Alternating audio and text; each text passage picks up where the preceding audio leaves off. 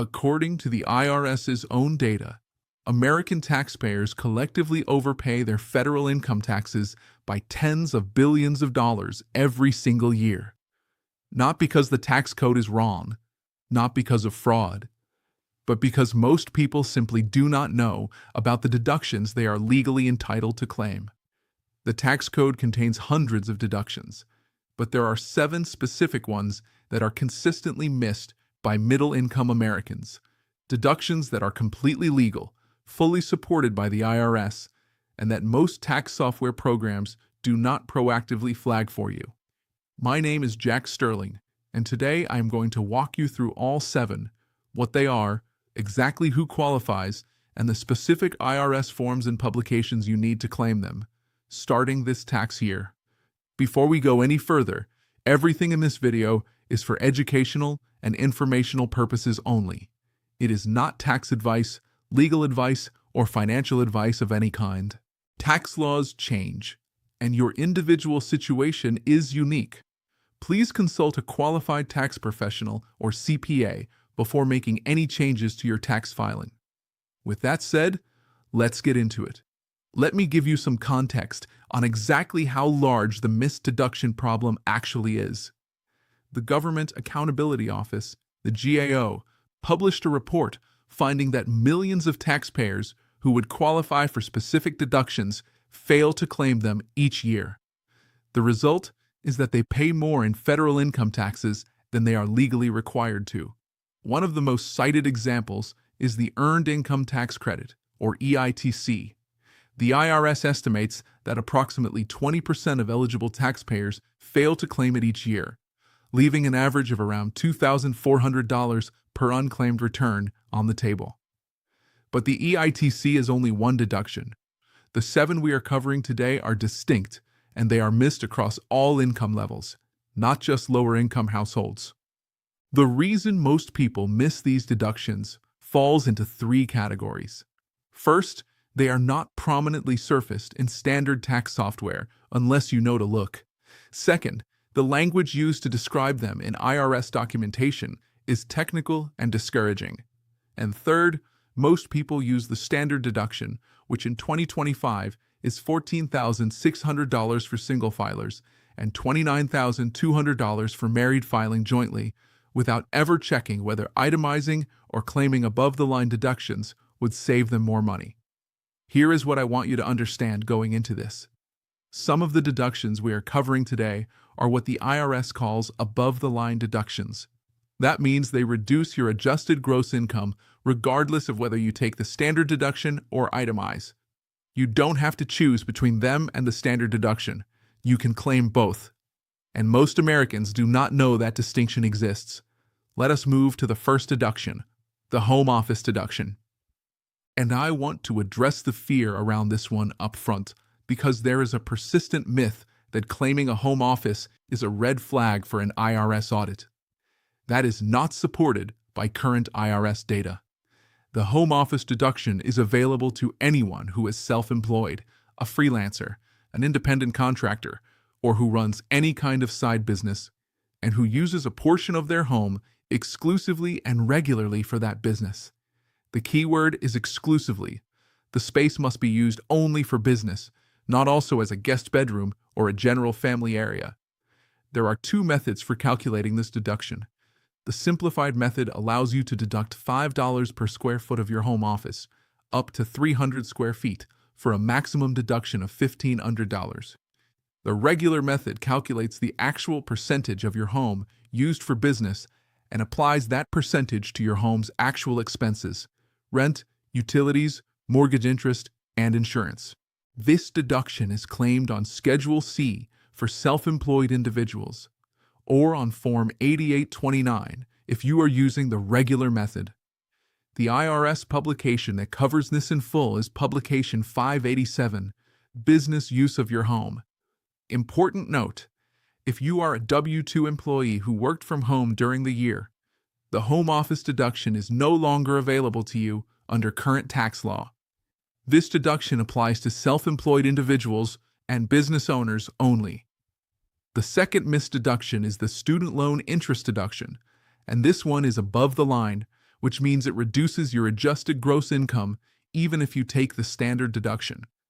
If you paid interest on a qualified student loan during the tax year, you may be able to deduct up to $2,500 of that interest. The income limits for 2025 begin phasing out at $75,000 for single filers and $155,000 for married filing jointly, and are eliminated completely at $90,000 and $155,000 respectively. Here's the important detail that most people miss. You do not have to be the person who took out the loan. You just have to be legally obligated to repay it, and you must have actually made the payments. Parents who are co-signers and make payments may also qualify, depending on circumstances. This deduction is reported on Schedule 1 of Form 1040, line 21. You do not need to itemize to claim it. Your loan servicer will send you a Form 1098-E if you paid $600 or more in interest during the year. The IRS covers this in full in Publication 970, Tax Benefits for Education. The third deduction is for contributions to a health savings account, commonly called an HSA. And I want to be direct about this one. The HSA is one of the most tax-advantaged accounts in the entire U.S. tax code, and it is consistently underutilized. To be eligible, you must be enrolled in what the IRS calls a high-deductible health plan, or HDHP. If you meet that requirement and contribute to an HSA, your contributions are tax-deductible, even if you take the standard deduction. The money grows tax-free, and withdrawals for qualified medical expenses are tax-free. That is a triple tax advantage that no other account in the U.S. tax code offers. For 2025, the contribution limits are $4,150 for self-only coverage and $8,300 for family coverage. If you are 55 or older, you can contribute an additional $1,000 as a catch-up contribution. Even if you contribute through payroll deductions and the money was never taxed, you should still report your HSA activity on your tax return using Form 8889. And if you made direct contributions, meaning you contributed money that had already been taxed, those direct contributions are deductible on Schedule 1, line 13. The IRS covers HSA rules in detail in Publication 969, Health Savings Accounts and Other Tax-Favored Health Plans. But here is what nobody is telling you. We are only halfway through the list, and the next 4 deductions are the ones that tax software is least likely to proactively surface for you. These are the ones that require you to know they exist before the software ever asks. Stay with me, because the next deduction alone could be worth thousands of dollars, depending on your situation. If this is saving you money right now, hit subscribe. We release financial education videos like this 3 times every week. Every single one is free and built around information you can actually use. This brings us to the 4th deduction, the self-employment tax deduction, and this one surprises a lot of people who are self-employed, freelancers, or independent contractors, because it is another above-the-line deduction that reduces your adjusted gross income. When you are a W-2 employee, your employer pays half of your Social Security and Medicare taxes, which together are called FICA taxes, and you pay the other half through payroll withholding. When you are self-employed, you pay both halves yourself. That combined rate is 15.3%. 12.4% for Social Security on income up to $168,600 in 2025, plus 2.9% for Medicare with no income ceiling. Paying both halves sounds punishing, but the IRS allows self-employed individuals to deduct 50% of the self-employment tax they paid from their gross income. So if you paid $4,000 in self-employment tax, you can deduct $2,000 from your income, reducing your taxable income before calculating your regular income tax.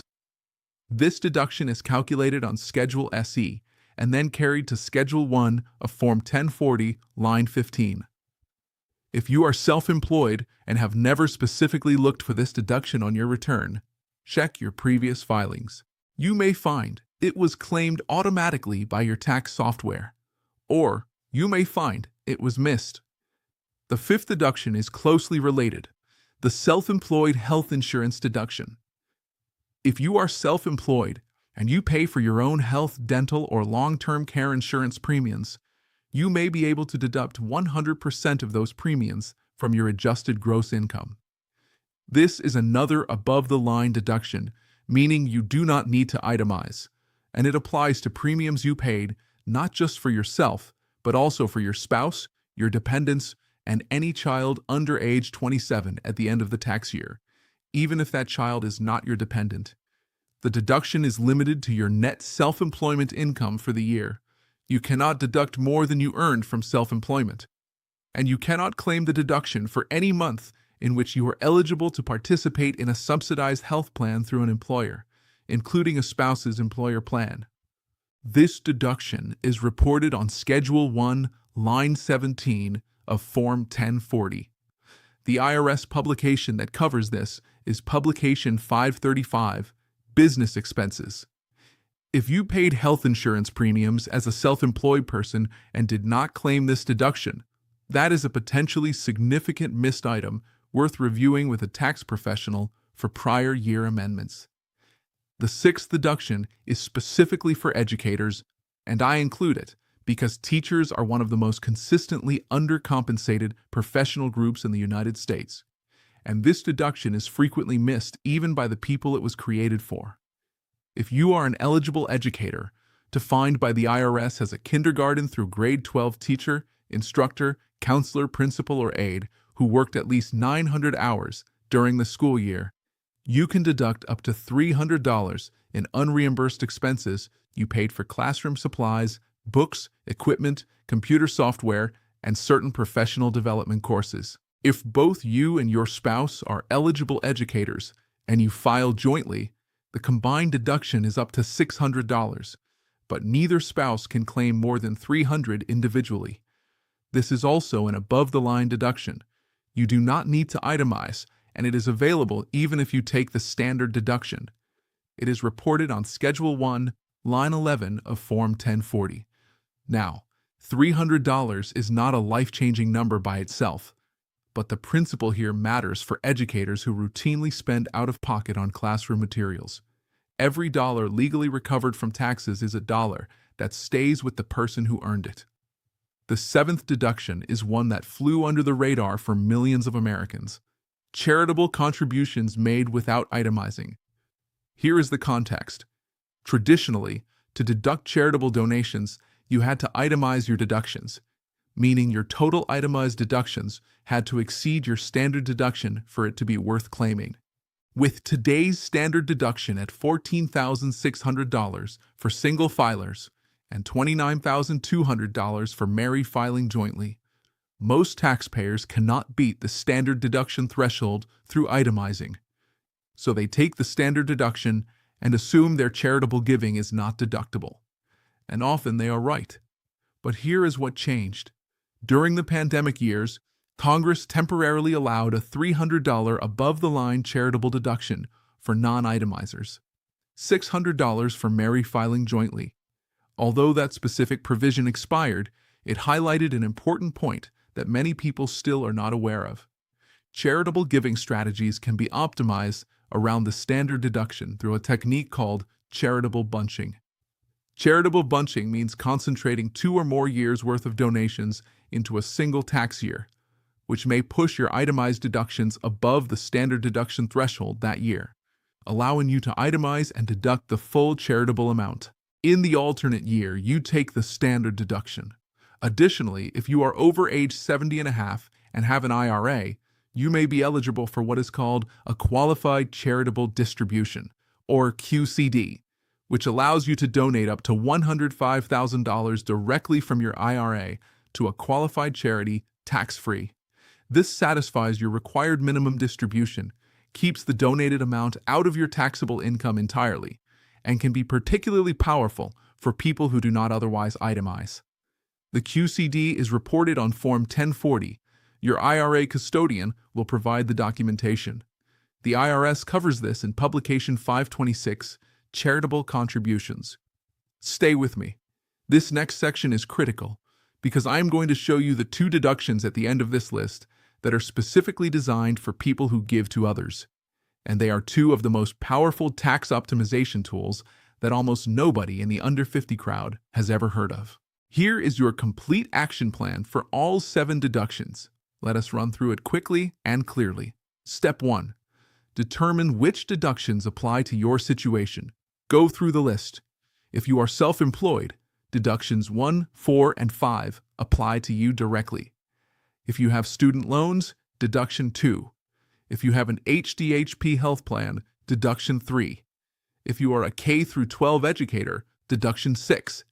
If you donate to charity and are over 75 with an IRA, deduction 7. Step 2.